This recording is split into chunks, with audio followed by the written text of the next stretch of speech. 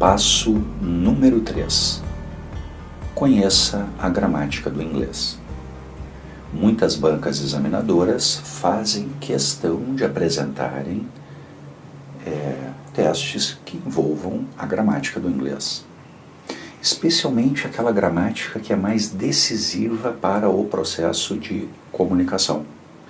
Então, essa gramática que contribui de forma chave para que a comunicação aconteça. Vejamos. Claro, uma vez analisando as provas que foram já apresentadas por essa banca examinadora, evidentemente vamos verificar ali que existe uma gramática que é mais ali tradicional de aparição. Então, qual é a gramática que costumeiramente essa banca examinadora apresenta no exame? E também aquela gramática que é indispensável para a compreensão dos textos. Costumeiramente essa é a gramática que aparece, aquela gramática que é mais decisiva para transmitir os recados, para apresentar as ideias. Quais são então esses tópicos gramaticais, people? Pela ordem de importância. Connectors, como seria até a tradução dessa palavra, são os conectivos ou conectores, conjunções, temos algumas preposições e alguns advérbios que precisam ser conhecidos. Eles lá estarão, eles se fazem presentes com uma frequência sempre, e eles são elementos reveladores para o processo de compreensão.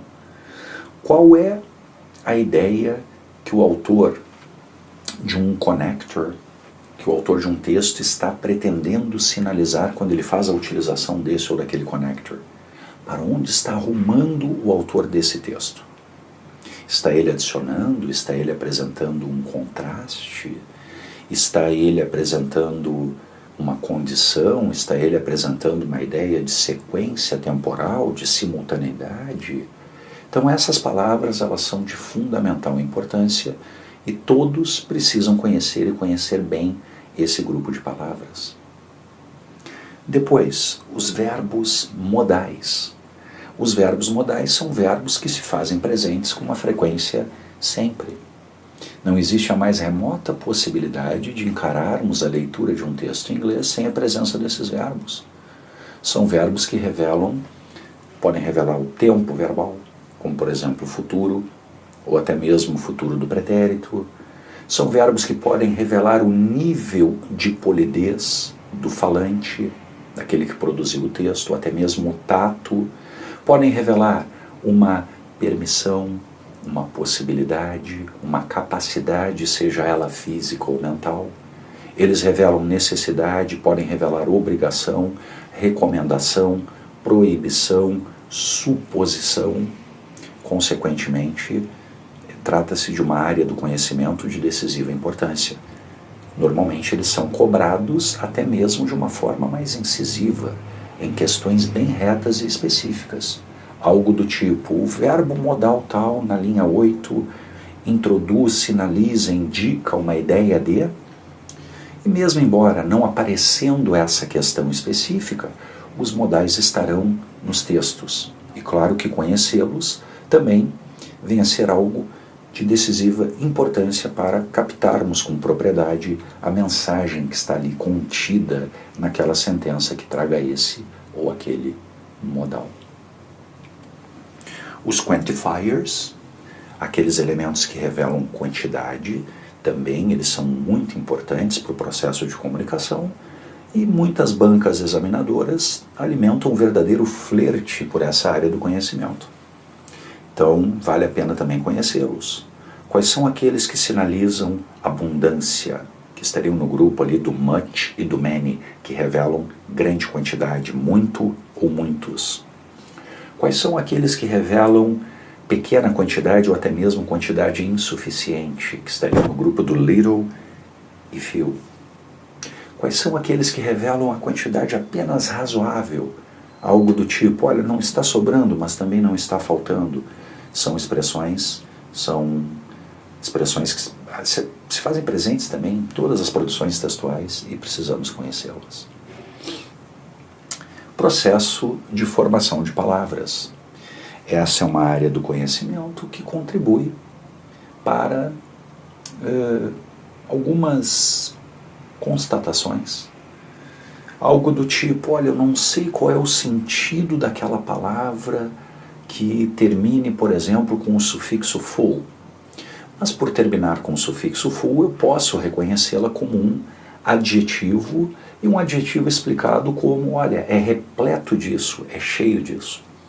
Então esses aspectos podem contribuir também para algumas importantes deduções e inferências.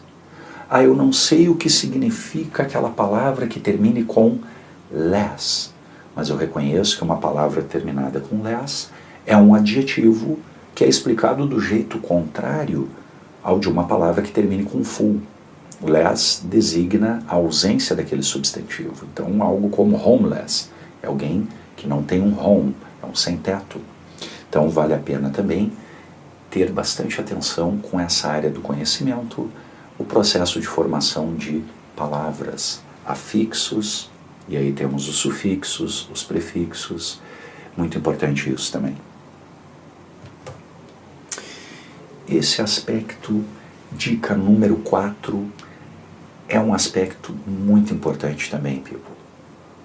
Use dicionário inglês. Isso fará com que a nossa mente ela comece a pensar mais em inglês, comece a ter uma familiarização maior com o inglês, e isso é muito importante. Não existe muito mistério quando o assunto vem a ser o aprendizado de uma língua estrangeira. Quanto mais informações recebermos naquele idioma, evidentemente mais aprenderemos, mais rapidamente teremos aquele conhecimento do que vem sendo estudado, e assim o aspecto da utilização do dicionário inglês é fundamental. É muito, muito importante que a gente tenha isso. Não vamos cair na tentação de utilizar o dicionário inglês-português. Vamos utilizar o dicionário inglês. Por exemplo, vamos explorar os dicionários. Às vezes, nós, quando vamos fazer uma consulta, nós buscamos aquela presteza e aquela objetividade de simplesmente identificar qual é a melhor tradução daquela palavra que o dicionário vai ali nos apresentar. E aí o dicionário inglês-português apresenta isso. No entanto, talvez passados 15 ou 20 minutos, já tenhamos esquecido o sentido daquela palavra. Agora, se buscarmos essa palavra num dicionário inglês, se fizermos a leitura do que vem a ser o sentido dessa palavra numa sentença em que essa palavra esteja sendo utilizada, numa sentença em inglês, ao buscarmos os sinônimos dessa palavra, ao buscarmos os antônimos dessa palavra, ao fazermos a leitura dessa palavra inserida em várias e várias orações ou sentenças, as chances são muito boas de que eu assimile o sentido dessa palavra para a vida. Por isso, explorem os dicionários. Trata-se de algo bastante importante também.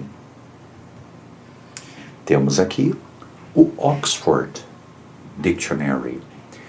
Esse dicionário ele está disponível a um clique de distância de nós. Vamos simplesmente ir no Google e vamos buscar Oxford Dictionary Online. Oxford Dictionary Online. Ou seja, vamos aí acrescer, vamos aí colocar uma última palavra quando buscando no Google, o online. Ou seja, o dicionário Oxford Online. People, esse dicionário, ele traz sinônimos, ele traz, claro, a definição da palavra, a classe gramatical, a origem, a pronúncia. Ele está a um clique de distância de nós, de forma completamente gratuita. Vejamos. Aqui, por exemplo, está o dicionário, este que eu acabei de referir, o Oxford Dictionary. Então vamos fazer uma consulta aqui a uma palavra. Temos aqui a palavra wade. Vamos digitá-la. Então tá, já abri o dicionário. Aí eu vou ter a palavra wade. Espero que seja uma palavra um pouco incomum. Aqui já aparecem várias palavras que são derivadas de wade, mas enfim, eu quero consultar a palavra wade. O que é wade? Nunca vi essa palavra na minha vida. Vejamos, wade. Wade é um verbo. Inclusive, caso eu sei que não é algo que vai ser preciso para... Wade. Não será algo preciso para o concurso, mas vale a pena também, né, buscar a pronúncia desse termo, wade. Wade. Temos a pronúncia, e veja que maravilha, temos também, evidentemente, definição, temos também, aqui vamos nós, olha a definição, verbo, sem objeto, walk with effort through water or another liquid or viscous substance. Ou seja, caminhar na água com esforço. Seria caminhar na água. Dar algumas passadas na água ou num outro ambiente em que tenhamos ali a presença de um líquido. Então existe um verbo no inglês que vem a ser o verbo wade, que designa essa manobra, essa ação. Como, por exemplo, he waded out to the boat. Ou seja, ele caminhou na água até o barco. Então temos esse verbo aí. Vale então muito a pena buscar esse recurso. Vejamos, mais exemplos. Eu quero mais exemplos então com o verbo wade. Terei aqui vários outros exemplos em que o verbo wade figura. Eu gostaria então de sinônimos, já que é algo que também seguidamente aparece. Então temos aqui também sinônimos. Aí todos os sinônimos do verbo wade. Esse vem a ser o recurso a ser utilizado. Devemos buscar um dicionário inglês. O Oxford English Dictionary Online é aquele que eu recomendo como o mais rico, aquele que traz o maior número de exemplos, que traz já um dicionário também de sinônimos, e devemos fazer, portanto, a utilização dele, people. Claro, outros dicionários também são muito bons, como, por exemplo, o Cambridge. O Cambridge Dictionary também é um dicionário muito rico, também é um dicionário que, de alguma maneira, rivaliza com o Oxford. Ambas são instituições britânicas, inglesas, né? Já uma delas é milenar, a outra, que é o Cambridge, está chegando já nessa condição de uma instituição milenar. Então são dicionários altamente confiáveis, estão aí disponíveis de forma gratuita a um clique de nós. Já podemos colocar na área favoritos e vai valer muito a pena, enquanto pesquisando, fazer então essa navegação, esse aprofundamento em torno desse vocábulo, dessa expressão que estamos consultando.